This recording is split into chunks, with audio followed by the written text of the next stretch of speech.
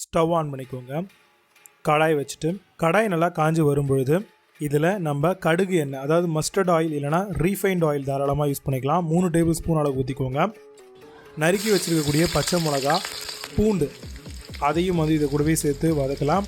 இது கூடவே 2 இனுக்கு கருவேப்பிலை அதையும் இனக்கி சேர்த்துக்கோங்க. 2 வெங்காயத்தை சின்ன வாக்கில் நல்லா நறுக்கி அந்த எண்ணெயிலேயே சேர்த்துட்டு எல்லாத்தையுமே நல்லா எண்ணெயிலேயே வதக்குங்க. எந்த அளவுக்கு வதக்குறீங்களோ அந்த அளவுக்கு ரொம்பவே நல்லாயிருக்கும்.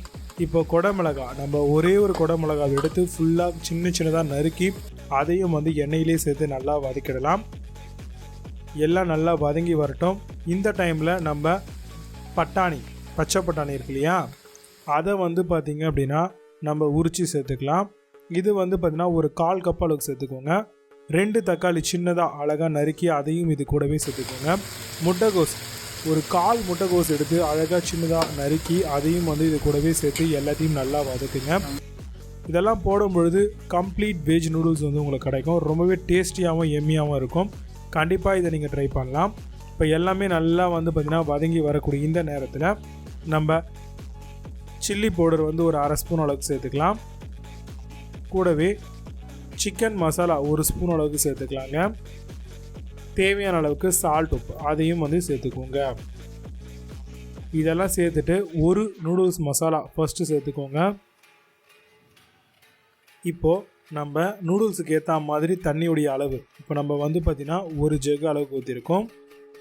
இப்போ எல்லாமே பார்த்திங்கன்னா ஊற்றி நல்லா மிக்ஸ் பண்ணியாச்சு. இப்போ நல்லா பார்த்திங்க அப்படின்னா கொதி வரணும். நல்லா இப்போ சலசலன்னு கொதி வரும்பொழுது நம்ம வச்சுருக்கக்கூடிய நூடுல்ஸை பார்த்திங்கன்னா ஒன்றா சேர்த்துக்கோங்க. இப்போ எல்லா நூடுல்ஸுமே நம்ம சேர்த்தாச்சு. சேர்த்ததுக்கப்புறம் இதை எல்லாத்தையுமே பார்த்திங்கன்னா நல்லா பார்த்திங்கன்னா மிக்ஸ் பண்ணி விடுங்க. நல்லா கம்ப்ளீட்டாக மிக்ஸ் பண்ணுங்கள். இப்போது ஒரு நூடுல்ஸ் மசாலா எடுத்து சேர்த்துக்கோங்க. இப்போ ஃபர்தராக என்னென்ன மாதிரியான மசாலா இருக்கோ அத்தனையும் சேர்த்துக்கோங்க. இப்போ நம்ம ஒரு நூடுல்ஸுக்கு ஃபஸ்ட்டு ஒரே ஒரு மசாலா மட்டும் போட்டாச்சு. மீதி இருக்க நூடுல்ஸுக்கெலாம் இப்போ நம்ம மசாலா போட்டிருக்கோம். இந்த டைமில் மசாலா போடும்பொழுது உங்களுக்கு நல்லாவே பார்த்திங்க அப்படின்னா மிக்ஸ் ஆகி டேஸ்ட் அப்படியே மெயின்டைன் ஆகும். முன்னாடியே போட்டோம் அப்படின்னா தண்ணியில் டிசால்வ் ஆகிடும். பட் இந்த டைமில் போடும்போது உங்களுக்கு நல்லாவே நூடுல்ஸோட மிங்கிள் ஆகும். இப்போ எல்லாமே நல்லா தண்ணி இருக்கிற அளவுக்கு நல்லா பார்த்திங்கன்னா மிக்ஸ் பண்ணிக்கிட்டே இருங்க. இப்போ தண்ணி இருக்கிடுச்சு. இந்த டைமில் பார்த்திங்கன்னா கொத்தமல்லி தழைகளை மேலே போட்டுட்டு நல்லா திக்காகிற மாதிரி மிக்ஸ் பண்ணிவிட்டு ஸ்டவ் ஆஃப் பண்ணிவிட்டு தாராளமாக இப்போது நம்ம வச்சுருக்கக்கூடிய இந்த நூடுல்ஸை சர்வ் பண்ணலாம். ரொம்பவே டேஸ்டியாக இருக்கும். கண்டிப்பாக குழந்தைங்களுக்கு ட்ரை பண்ணி கொடுங்க.